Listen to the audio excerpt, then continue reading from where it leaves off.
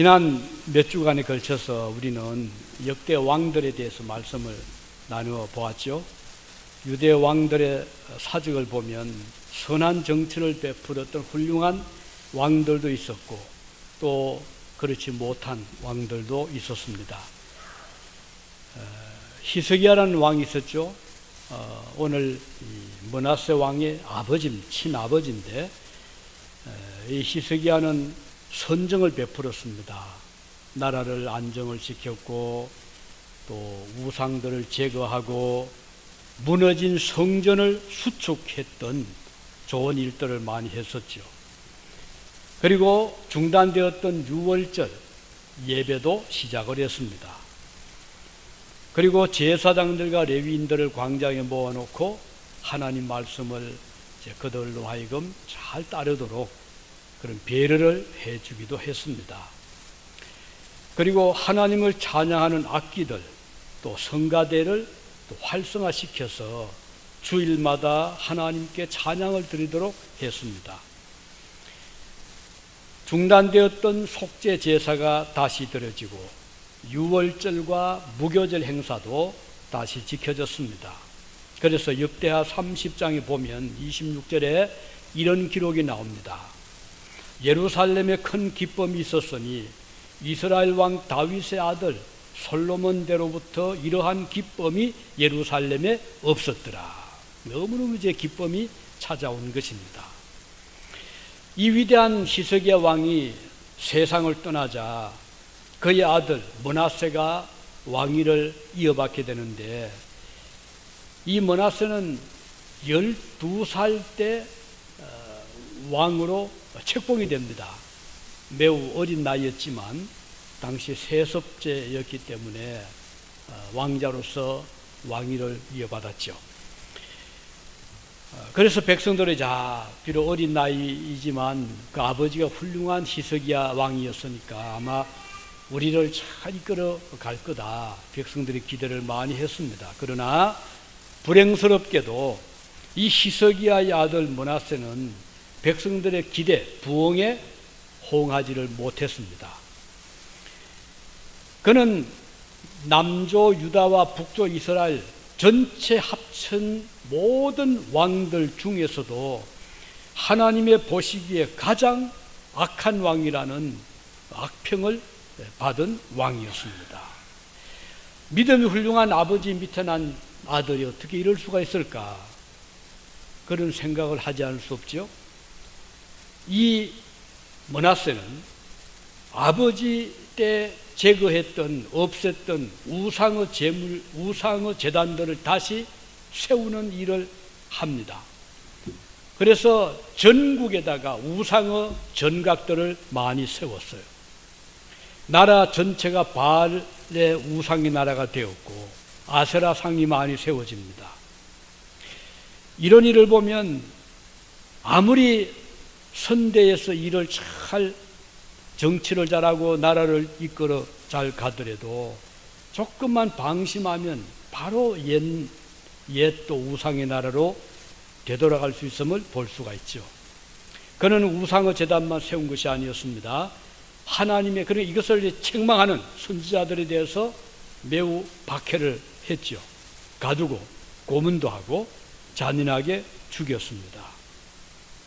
므낫세는 위대한 선지자 이사야를 고문도 하고 그를 아주 잔인하게 죽인 자로 알려지고 있습니다. 아버지 히스기야가 일생을 바쳐서 나라를 바로 세우려고 했지만 그 아들 므낫세는 다 이것을 그냥 다시 옛날로 돌아가도록 아버지의 공적을 짓밟아버린 이런 일을 했습니다. 그는 천하의 불효자식이었어요. 아버지의 모든 공로를 헛되게 했습니다. 나라를 다시 망국으로 이끌어갔습니다. 므낫세는 아버지 히스기야가 강력하게 물리쳤던 아수르에게 다시 굴복을 했죠. 아수르의 비유를 맞추려고 했고 아수르의 우상을 받아들였습니다. 아수르인들이 섬겼던 1월 성신 우상들을 나라로 끌어들였습니다. 결국 므낫세 일생은 매우 불행한 일생이 되고 말았죠. 자, 우리는 이 말씀을 통해서 몇 가지 교훈을 받고자 합니다. 한 가지는 므낫세의 행적은 아버지와 선대의 그 모든 공로, 좋은 선행을 다 망가뜨리는 짓밟은 일을 한 것입니다. 그는 아버지의 믿음과 선정을 본받지 못했습니다.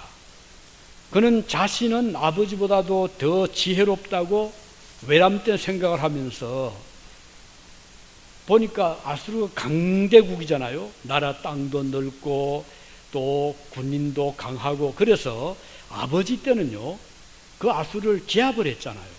그런데 이 므낫세는 그런 용기가 없었어요. 싸우지 않고 어떻게 화친을 도모하자 해서 사절단을 아수르로 보내서 우리 서로 화친합시다. 우리를 침공하지 말아주세요. 우리가 조공을 드리겠습니다. 이렇게 스스로 무릎을 꿇고 아수르를 이제 상전으로 섬기겠다고 요청을 합니다. 아수르 얼마나 기분이 좋겠어요. 그렇게 해서 이 므낫세는 자기 딴에는 지혜로운 외교를 하고 있다, 이렇게 생각을 하면서 강대국을 섬기는 그런 속국처럼 스스로 들어갔습니다. 우리는 이 행동을 보면서 믿음이 없으니까 하나님보다 보이는 나라를 더 의식하니까 그는 세상의 힘의 원리를 따르는 것입니다. 하나님이 없는 세상 사람들은 사람들의 힘을 두려워하잖아요. 믿음으로 행하지 않는 사람들의 전형적인 모습입니다. 그들은 무력 앞에서 두려워 떨었습니다. 그러나 우리 다윗을 보세요. 다윗은 그렇지 않았잖아요. 그가 어린 나이에 형제들이 나가 싸우고 있는 전쟁터를 찾아갔죠. 아버지가 심부름을 시킨 겁니다. 형들에게 가서 좀 먹을 것을 주고 오느라. 다윗이 음식을 싸들고 전쟁터를 면회를 갔습니다. 가보았더니 지금 상황이 얼마나 불리한지, 지금 저쪽 블레셋 대장 골리앗은 아주 의기양양해서 이스라엘 군인들 향하여 큰 소리를 치고 있었죠. 누구든지 나랑 한번 싸울 장사에서 나오느라 우리 1대1로 한번 싸워보자. 그런데 이 유대 쪽에서는 벌벌 떨면서 아무도 나서지를 못하는 거예요. 왕도 두려워하고 있었고 용사들도 그랬고 장군들도 그랬고, 다윗이 보니까 아니 우리는 하나님의 백성인데, 우리는 여호와의 지키시는 백성인데 저 이방나라 블레셋 일개어 장군 앞에서 이렇게 떨 수 있겠는가. 그래서 다윗은 의분이 솟아났습니다. 내라도가 싸워야 되겠다. 그래서 다윗이 사울 왕을 찾아갔죠. 임금님, 저를 보내주십시오. 제가 나가서 싸워보겠습니다. 사울이 보니까 이게 상대가 안 되는 거예요. 아직 나이는 어렸지만 키도 왜소하고 전쟁 경험도 없고 지금 백전 용사들도 지금 못 나가서 벌벌 떨고 있는 반에 아니 다윗이 어린 소년이 나가서 어떻게 싸운단 말입니까? 그래서 사울이 말도 하면 안 된다. 너는 안 된다. 아닙니다. 저를 보내주십시오. 저는 하나님을 의지하고 나가겠습니다. 이 고집을 꺾지를 못했어요. 그래서 사울은 자기가 입고 있던 갑옷을 벗어서 이걸 입고 나가거라. 입으니까 땅이 끌립니다. 키가 적잖아요. 칼을 주었습니다. 칼을 무겁게 들 수도 없는 거예요. 다윗은 임금님, 저는 이것을 다 두고 제가 평소에 양을 치면서 사나운 이리떼를 쫓을 때 사용하는 물맷돌 가지고 가겠습니다 하고 다윗은 몇 개의 조약돌을 이제 가지고 골리앗을 맞으러 나간 겁니다. 골리앗이 멀리서 보니까 조그만 애가 한 나오잖아요. 그래서 아니 네가 나를 놀리느냐, 내가 누군 줄 알고 네가 감히 나랑 싸우겠다는 거냐, 어디 큰 소리를 쳤죠. 그때 다윗이 한 말이 무엇이었죠? 너는 골리앗, 너는 칼과 창을 의지하지만 나는 만군의 하나님 여호와 이름으로 나아간다, 나아가노라 라고 하면서 아직 거리가 채 좁혀지기 전에, 그러니까 골리앗이 뭐 제대로 활도 쏠 수 있는 거리도 아니죠. 창은 뭐 더 던질 수도 없고, 그 거리에서 다윗은 평소대로 그 날렵한 솜씨로 조약돌을 힘차게 돌리다가 던졌습니다. 이 다윗이 자기 양을 지키기 위해서 주야로 양을 보호하기 위해서 훈련했던 그 훈련받은 다윗의 그 조약돌 공격이 주요했습니다. 이 적장 골리앗은 상상도 못했는데 어디서 날라온 그 날카로운 조약돌이 이마를 쳤습니다. 그러니까 정신을 잃어버렸죠. 다윗이 승리를 했습니다. 여기서 보여주는 것은 전쟁이든 세상과 영적인 싸움이든 사탄과의 싸움이든 우리의 힘은 하나님께로부터 나온다 하는 것입니다. 그래서 다윗이 승리했잖아요. 여기 지금 므낫세는 그런 믿음이 없었어요. 므낫세가 볼 때는 자기 나라도 적고 군인들 수도 얼마 안 되고, 지금 저 상대방 아수르는 엄청나게, 그 지도를 보면 굉장히 크거든요. 큰 땅을 차지하고 있었고, 그리고 아주 그 당시로서 현대화된 무기를 가지고 있었고, 전쟁의 상대가 안 되니까 아예 므낫세는 머리를 숙여 들어간 거예요. 화친합시다. 우리 전쟁하지 맙시다. 우리가 조공을 드리겠습니다. 이렇게 해서 아수르와 화친을 맺고 아수르의 속국처럼 살게 되었죠. 자, 우린 이 사건을 통해 보면서 므낫세의 그 외교, 좋아 보이지만 지극히 인간적인 방법입니다. 그는 아버지의 훌륭한 신앙과 용기를 다 내어버렸어요. 아버지 왕이 평생을 바쳐 이루어 놓은 그런 그 강력한 나라의 위상을 다 무너뜨리고 말았습니다. 그러니 부모가 볼 때는 천하 불효자식입니다. 그는 하나님의 은혜를 의지하는 것보다 아수르를 더 의지하고 싶었던 것이에요. 결국은 그의 이러한 약함으로 그는 나라를 지키지를 못합니다. 하나님의 축복으로 나라가 건재하게 되는 것이지, 이와 같이 인간의 방법으로 세상을 의지해서 승리할 수가 없었던 것입니다. 므낫세 일생은 참으로 불행했습니다. 뒤에 조금 말씀드리겠지만, 그가 이렇게 인간적으로 볼 땐 지혜롭게 보이잖아요. 사람을 의지하고 사람의 힘을 의지하러 애굽을 의지했던 것처럼. 그러나 결국은 그것이 올무가 되고 만 것입니다. 오늘 우리 그리스도인들은 세상을 의지해서는 안 됩니다. 세상의 지혜, 세상의 능력, 세상의 인기, 세상의 검역, 권력, 이런 것도 우리를 보호할 수가 없다는 것을 우리는 알아야 됩니다. 자, 아버지에게 불효한 것이잖아요. 아버지의 모든 믿음에 쌓아놓은 공적을 다 무너뜨렸어요. 오늘 우리 그리스도인들이, 우리 여러분들의 부모님 가운데 훌륭한 믿음의 부모님들 계시잖아요. 그 부모님들이 밤낮 주야로 기도하면서 가르쳐 주었던 그 신앙의 아름다운 덕을, 그 전통을 자녀의 때까지 가서 다 버린다면 므낫세와 다를 바가 무엇입니까? 오늘 우리는 뜻밖에도 그런 자들을 많이 봅니다. 아버지는 훌륭한 장로님, 훌륭한 집사님, 어머니 훌륭한 권사님, 심지어 훌륭한 목사님, 이런 가정의 자녀들임에도 불구하고 그 다음 때에 가보면 믿음을 다 잃어버린 경우들이 있단 말이에요. 이게 참 불행한 것이거든요. 그래서 오늘 여러분의 부모님들의 그 간절한 기도, 또 부모님들의 그 말씀의 훈련, 이것을 마음에 평생을 새기고 나갈 때 여러분 자신뿐 아니라 그 부모님들의 아름다운 그 명예가, 믿음의 그 영광이 지켜지게 되는 것입니다. 자, 두 번째는 므낫세의 또 하나의 큰 실수, 잘못이 무엇이었죠? 자녀에 대한 므낫세의 행동입니다. 어떤 일을 했죠? 6절에 이렇게 기록되어 있습니다. 또 자기의 아들을 불 가운데로 지나게 하며 이랬어요. 아니, 아들을 불 가운데 지나게 한다, 이게 무슨 뜻이죠? 불 가운데로 지나가게 한다는 것은 우상에게 제물로 드리는 오이식을 표현하는 말입니다. 이스라엘 역사를 보면 우상 중에 특히 몰렉 같은 우상이 있는데, 이 몰렉 우상은 사람의 목숨을 좋아한다는 그런 속설이 있었습니다. 그래서 자녀를 제물로 바치는 것이에요.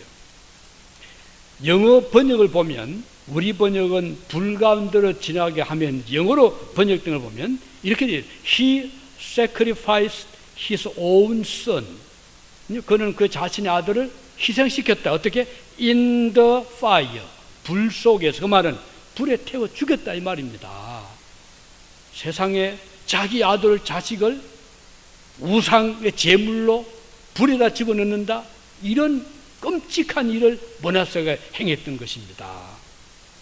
이 얼마나 잔인하고 부도덕한 행동입니까? 아버지 히스기야 이름만 더럽히는데 그치지 아니하고 그의 자녀들에게까지도 천추에 씻을 수 없는 악행을 그는 저질렀던 것이죠. 자신의 욕망을 이루기 위해서 인륜까지 저버리는 이런 악을 그는 행했습니다. 이 므낫세가 통치한 기간은 55년이었거든요.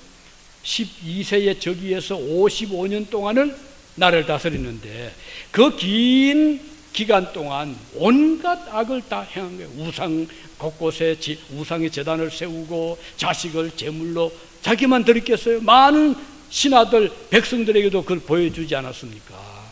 이 끔찍한 일이잖아요.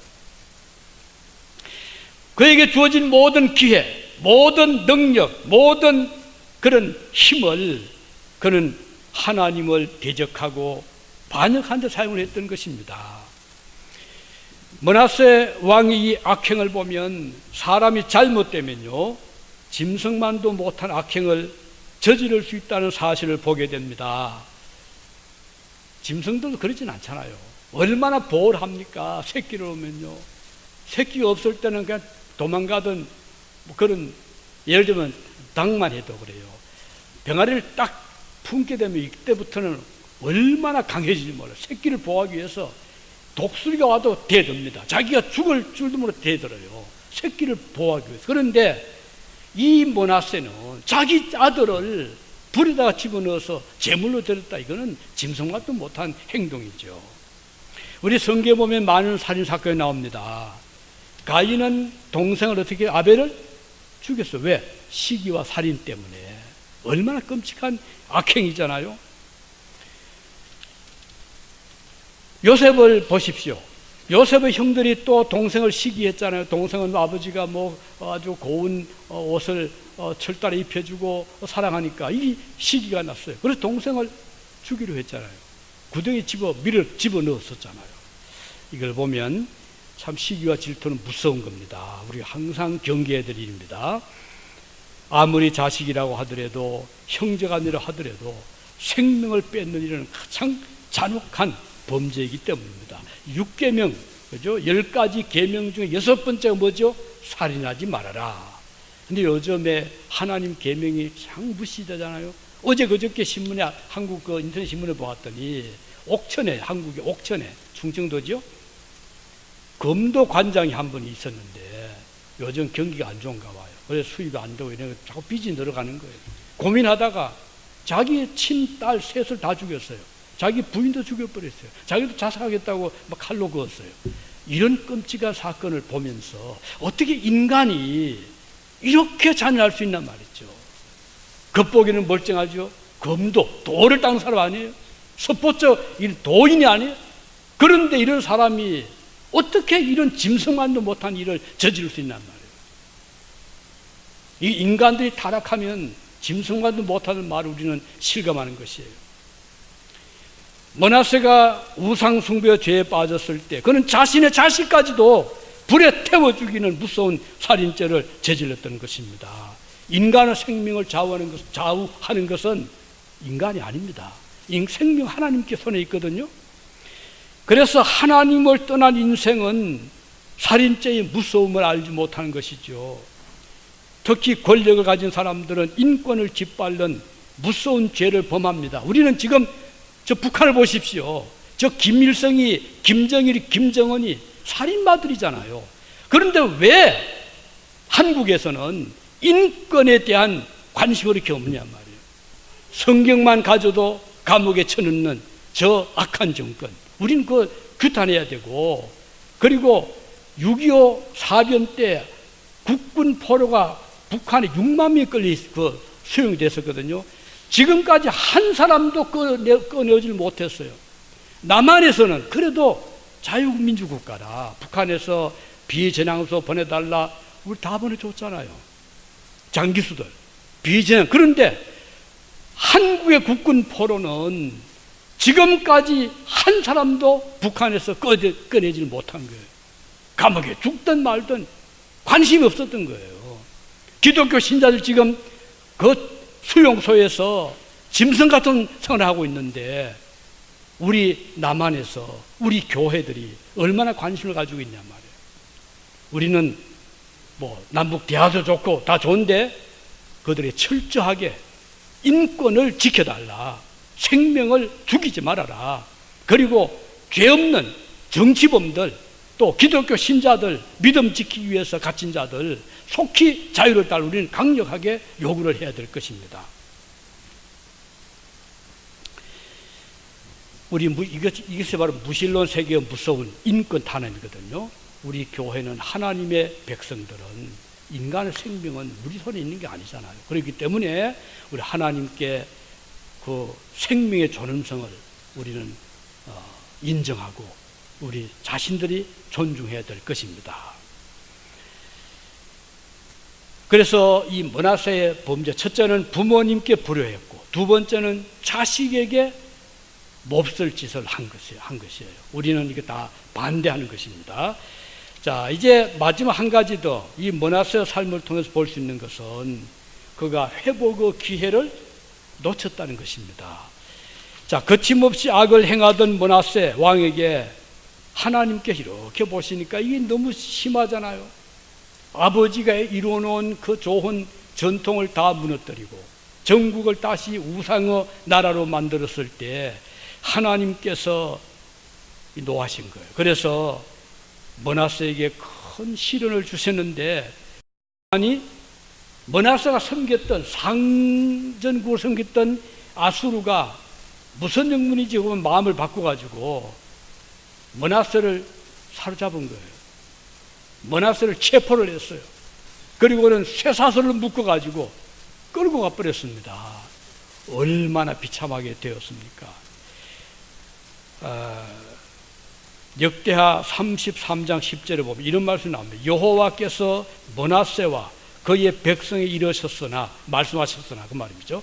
그들이 듣지 아니하므로, 하는 말씀을 듣지 아니하므로 여호와께서 아수르 왕의 군대 지휘관들이 와서 치게 하심에 그들이 므낫세를 사로잡고 쇠사슬로 결박하여 바벨론으로 끌고 갔더라. 끌고 가버렸어요. 역대하 33장 12절에 보면 그가, 므낫세가 환난을 당하여 그의 하나님 여호와께 간구하고 그의 조상들의 하나님 앞에 크게 겸손하여 13절에 기도하였으므로 하나님이 그의 기도를 받으시며 그의 간구를 들으시사 그가 예루살렘에 다시 돌아와서 왕위에 앉게 하심에 므낫세가 그제서야 여호와께서 하나님이신 줄을 알았더라. 이거 얼마나 어리석어요. 그야말로 진노를 당해서 징계를 받고 끌려가서 노예가 돼보니 그제서야 하나님 여호와께서 하나님이신 줄 알았다. 그동안 우상을 신으로 알았다, 이 말이잖아요. 이거 얼마나 비극적이잖아요. 이 기록을 보면 므낫세는 그가 섬기던 상전국 아수르의 공격을 받은 거예요. 이게 세상입니다. 사람 생각에 우리가 섬기면 세상이 좋아할 것 같죠? 세상 친구들이 좋아할 것 같죠? 결국은 그들에 당하고 마는 것이에요. 우리 신자들은 세상을 섬겨서 안 될 자들이에요. 세상에 종돼서 안 될 자들이에요. 아무리 우리가 사람의 비율을 맞추어도요, 언제 어떻게 될지는 아무도 모릅니다. 그가 쇠사슬에 결박이 당한 채로 포로로 끌려가 보니 비로소 제정신이 돌아왔습니다. 그동안 온갖 인간적인 방법으로 아수르의 환심을 사기 위해서 노력을 했지만 허사임을 깨닫게 된 것이죠. 그는 이런 수치와 모욕 그리고 환난을 당한 후에야 하나님께 비로소 기도하기 시작한 것입니다. 그동안은 하나님 도움보다는 아수르의 도움을 더 기대했잖아요. 애굽을 더 의지하려 했잖아요.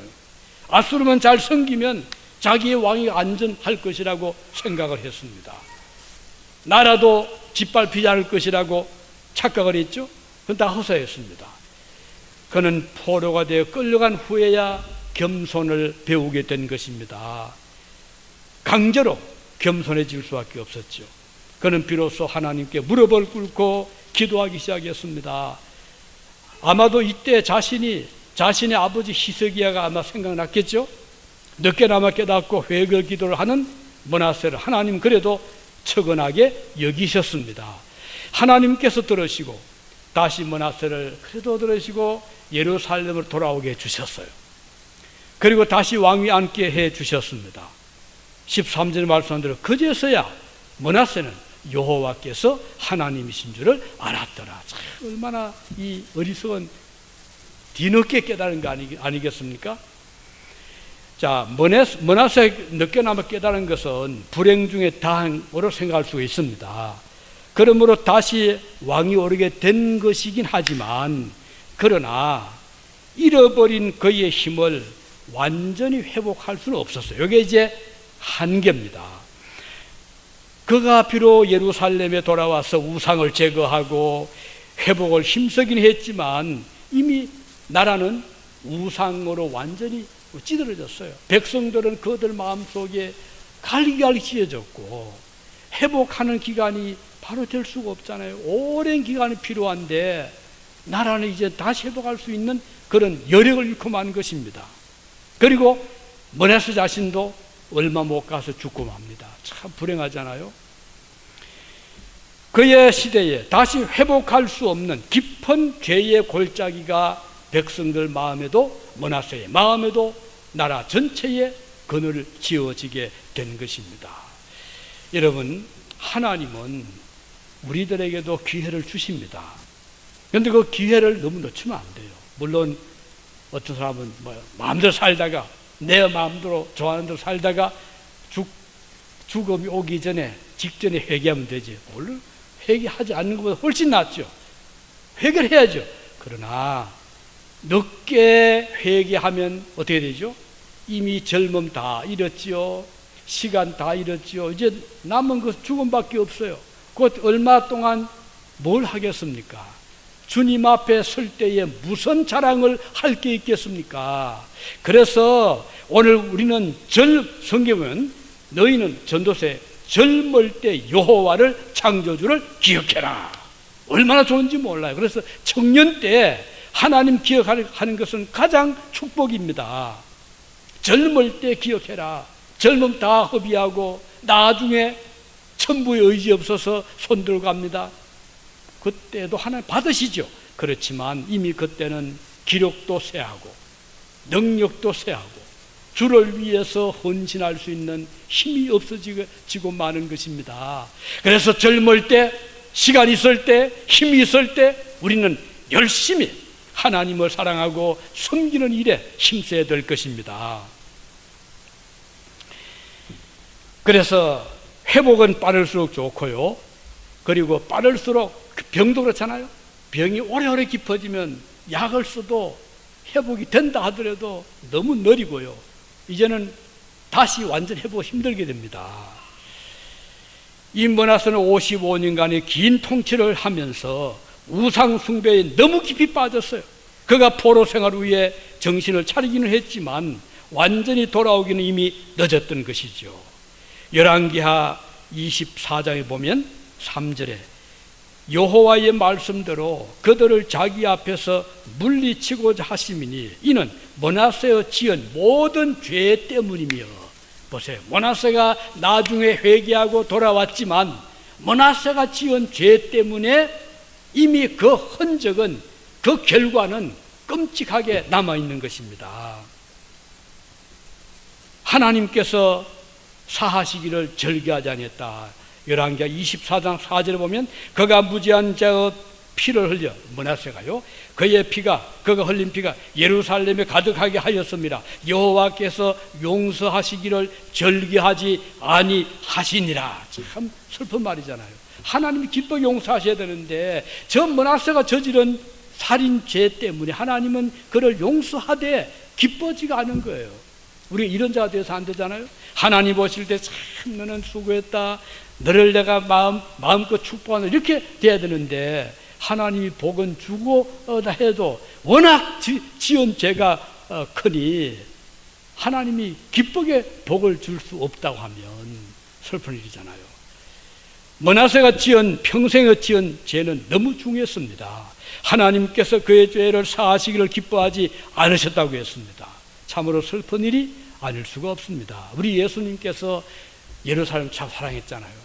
그 땀탈기 새끼를 품은 같이 몇 번이나 품고자 했는데 예루살렘 성민들은 어떻게 했죠? 계속 거부했잖아요. 예수님 십자가에 못 박아 죽였잖아요. 결국 어떻게 됐어요?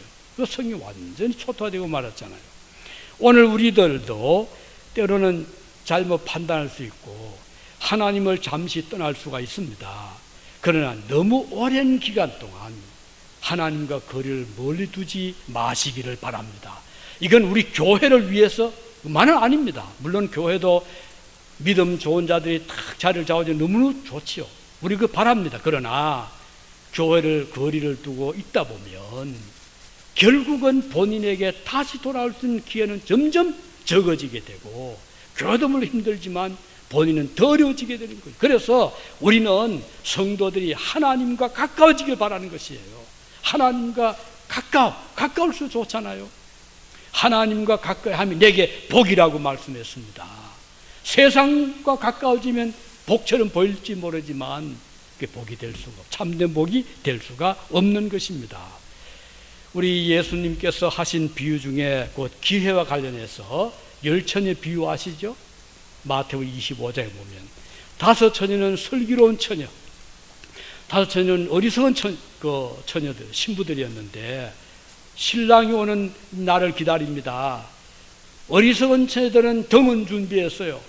그래서 멋진 등도 준비하고 이제 신랑을 기다리는데 속에 기름을 준비하지 못한 거예요.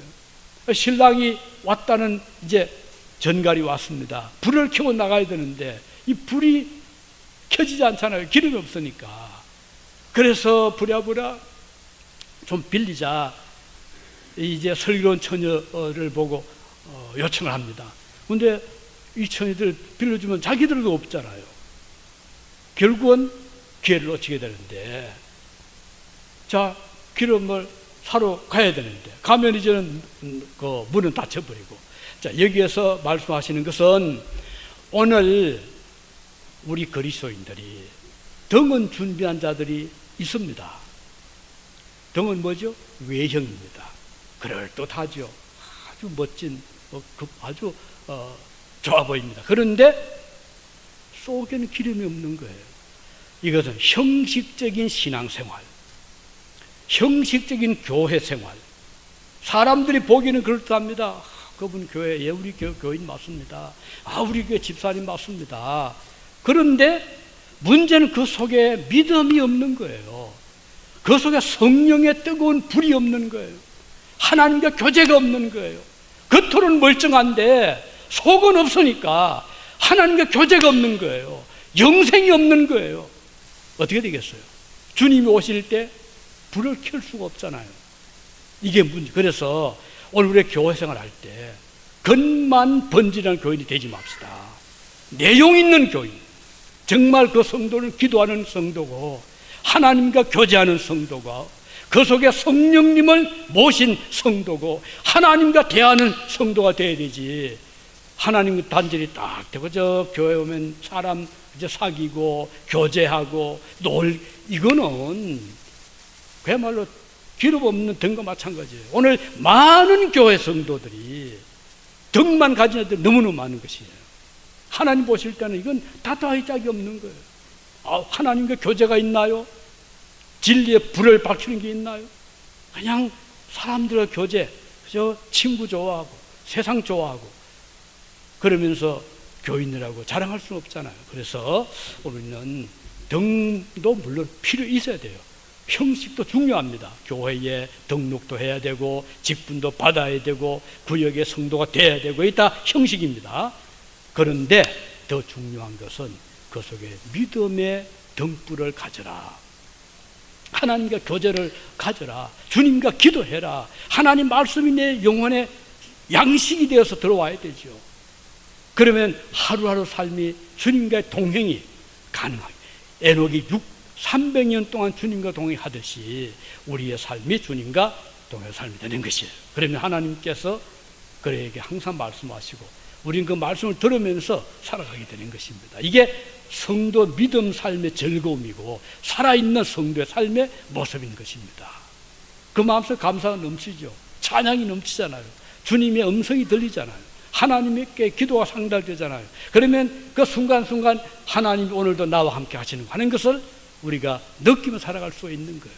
오늘 우리 중앙교회 성도들은 이런 자들이 되기를 바랍니다. 하나님께 이런 자들을 찾고 계시는 것입니다. 이런 자들 결코 실패하지 않습니다. 결코 이런 자들은 사탄에게 넘어가지 않습니다. 므낫세처럼 되질 않는 거예요. 다윗처럼 될 것입니다. 솔로몬처럼 될 것입니다. 아브라함처럼 될 것입니다. 이런 믿음의 삶의 성지가 되시기 바랍니다. 기도하시겠습니다.